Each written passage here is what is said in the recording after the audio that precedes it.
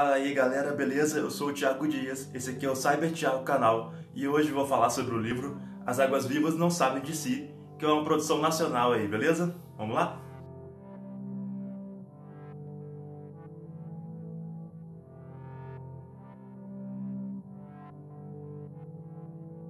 As Águas Vivas Não Sabem de Si é um livro de ficção científica brasileiro escrito por uma mulher, uma autora, a escritora Aline Wallach, que é novinha, inclusive. Ela é escritora do Carta Capital, ela já tem outros 2 contos publicados de forma independente, mas esse aqui é o primeiro romance dela e eu achei interessante falar sobre ele, me interessou em ler, já tinha visto algumas resenhas dele, já tinha procurado na internet aí, ele veio até mim por meio da internet, em canais que eu gosto de assistir aí, e eu achei interessante porque é um livro de ficção científica contemporâneo brasileiro e escrito por uma mulher. Então, assim, muita coisa fora aí do que é comum a gente ver quando o assunto é ficção científica.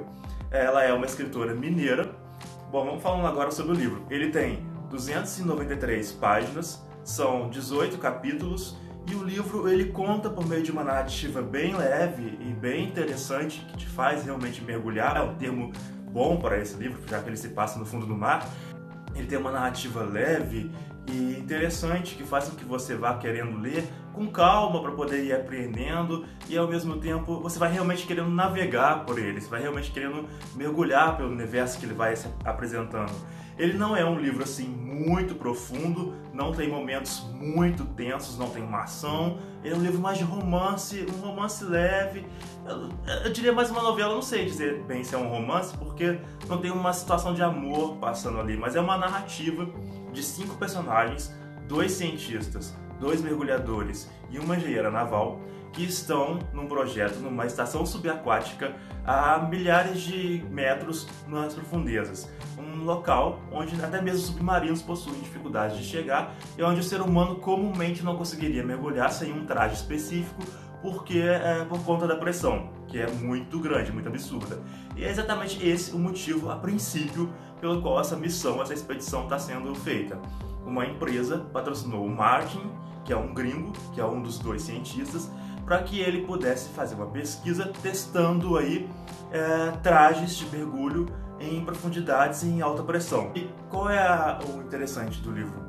É que o motivo real dessa pesquisa só o Dr. Martin sabe, é um dos segredos dele, e ele não revelou nem para a equipe e nem para a empresa patrocinadora que está desenvolvendo os trajes. Eles estão essa estação subaquática, ela não é muito grande, ela é pequena e ela faz com que os personagens que a princípio não se conhecem, eles não são pessoas conhecidas, a não ser o Arraia e a Corina, que já trabalharam antes, mas esse não é o primeiro trabalho dos 2 juntos, de acordo com a história fala, que são os mergulhadores. Eles não se conheciam e principalmente não tinham essa profundidade, aproveitando o termo aí, de contato um com o outro. E 5 pessoas confinadas por meses, 3.000 metros no fundo do mar, numa estação subaquática pequena, faz com que você acabe conhecendo melhor o outro, querendo ou não, né? E esse é um dos desafios que a história vai mostrando ali, que os personagens têm que enfrentar, além, claro, dos próprios medos. Todos esses 5 personagens, eles têm um segredo que eles estão levando consigo ali para o fundo do mar.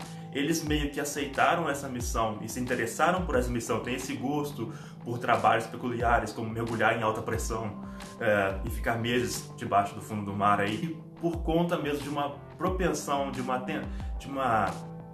não é propensão, gente, a palavra, por uma tendência já que eles têm devido a esse segredo que eles carregam cada um dentro de si, de querer meio que fugir do mundo comum.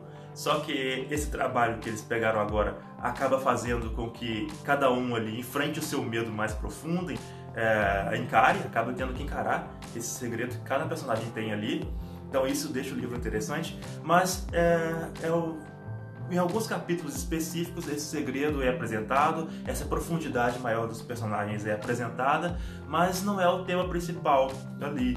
O livro descreve, de certa forma, toda essa história, todo esse cenário de uma forma um pouco, apesar de se tratar de profundeza, ele explora de forma rasa esses segredos aí dos personagens que ele poderia ter explorado um pouco mais. Mas, enfim, isso não faz com que a história deixe de ser interessante, ela fica legal assim mesmo. a personagem principal, que o livro, na verdade os 5 personagens têm importância significativa. Então não dá pra dizer assim que existe um principal, mas a narrativa foca um pouco na Corina, que é a mergulhadora, devido a... é como se fosse um pouco sobre a visão dela. Só que ela não foi uma das personagens que mais me cativou, não. Eu achei ela bem chata, na verdade. Não achei ela assim, uma personagem muito interessante, um pouquinho sem sal. Na verdade, ela é tão humana que acaba não tendo muita graça, assim. Eu vi mais graça no Arraia, eu achei ele interessante. A personalidade dele eu achei mais legal. O segredo que o doutor tem pra contar também. Mas enfim, o livro não te prende pelos segredos dos personagens, não.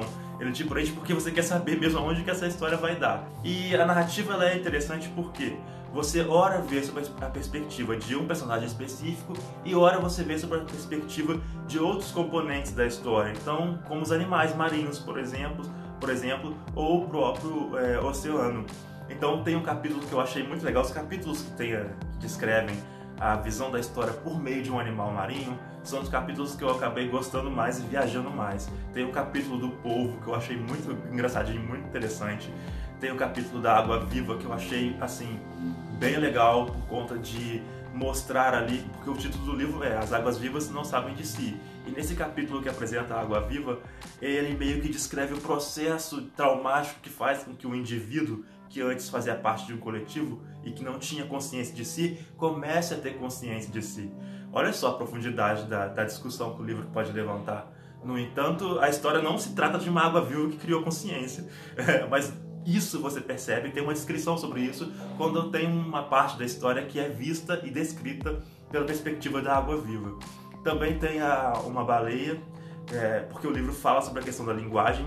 Talvez os seres humanos, nós nos achamos a espécie mais inteligente que existe aqui no planeta e a única capaz de ter uma linguagem complexa, mas a gente já tem aí filmes e livros e até pesquisas que dizem que golfinhos, os cetáceos em si, têm uma capacidade comunicativa bem avançada até, com bastante informação dentro daqueles sons que a gente ouve, que pra gente é só sons incompreensíveis, mas existem ali padrões de comunicação até bem avançados em pesquisas reais que falam sobre isso. Não estou dizendo aí que golfinhos e baleias são seres super mega power inteligentes que estão aí, né, planejando uma competição intelectual aí com a raça humana. Estou falando só que talvez são mais inteligentes do que a gente pensa, né? Pelo menos no senso geral, no senso comum. E isso é uma das coisas que são foco de pesquisa do Martin, que é o gringo que está organizando a expedição, que conseguiu esse pretexto aí da empresa produtora do teste de mergulho profundo para poder financiar a pesquisa dele, mas a intenção dele na verdade é outra e envolve inclusive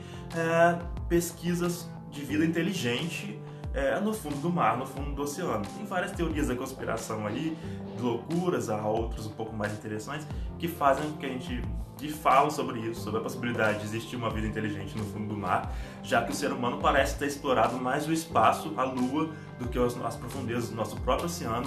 Então o livro não fala só de personagens que estão ali nas profundezas, enfrentando as suas dificuldades e seus medos mais profundos, mas também fala da humanidade em si, conhecendo um pouco mais a si própria, o espaço onde ela habita. Talvez o tema do livro aí seja um convite para a humanidade ou uma percepção de que a gente está querendo sair para o espaço, mas nós não temos conexões ainda direito, nem conosco mesmos.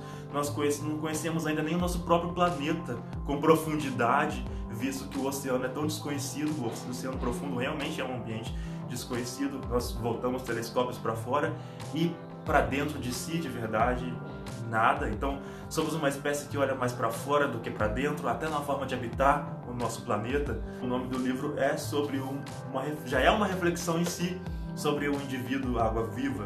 Então eu acho bem legal, já pelo título, o livro começa uma reflexão. Talvez nós sejamos essas águas-vivas que não sabem de si, perdidos aí nesse coletivo. Então acaba sendo mais um livro que de uma forma mais subliminar, ou talvez aí subjetiva mesmo, faça aquele convite de precisamos nos reconectar mais conosco mesmos e uns com os outros, já que nós não estamos sendo tão profundos assim, estamos passando a existência sem ser profundos sem ter um conhecimento profundo de nós mesmos e dos outros. E se essa vida aqui é uma experiência, passar por ela sem ter um conhecimento profundo de si pode estar sendo um desperdício de existência.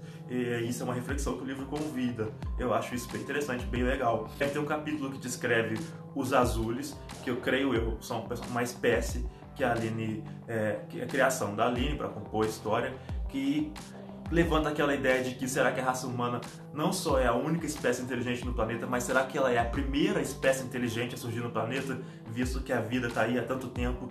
Os dinossauros que foram extintos essa é uma reflexão que eu sempre faço. Os dinossauros, por exemplo, eles foram extintos há 65 milhões de anos, mas eles dominaram o planeta por volta de 165 milhões de anos. Em menos de 3 milhões de anos, o homem aí evoluiu para a espécie sapiens, de acordo com a história oficial, porque a gente sabe que tem coisa que a ciência ainda não descobriu e tem coisa que provavelmente eles escolhem da gente por algum motivo econômico, ideológico, e existe. Não pense que isso não existe não, porque existe, não é só teoria da conspiração. Toda pesquisa tem um viés econômico e ideológico por trás, então a pesquisa histórica também tem. Então não acreditem 100% que tudo que dizem pra gente é o que é, porque tem interesse por trás. Se não é financeiro, é de dominação de informação, porque informação é poder. Então, realmente, eles não falam pra gente tudo o que sabem, tem mais coisa aí, pelo menos eu acredito nisso. Eu acho que é muita inocência nossa achar que alguém financia algo sem ter interesse por trás, mesmo que seja pesquisa científica, e o interesse quase sempre de quem tem dinheiro é dominação. Então, leiam o livro, ele é legal, vai fazer você pensar. Ele é um pouquinho arrastado em algumas partes, você vai ter que persistir em ler, porque você pode ficar um pouco assim, meu Deus, não chega nunca aonde eu quero que chegue, mas compensa, porque ele traz essas reflexões que eu falei aqui pra vocês. Bom, muito obrigado por vocês terem visto esse vídeo até aqui. Valeu, galera. As águas vivas não sabem de si, compensa. Abração.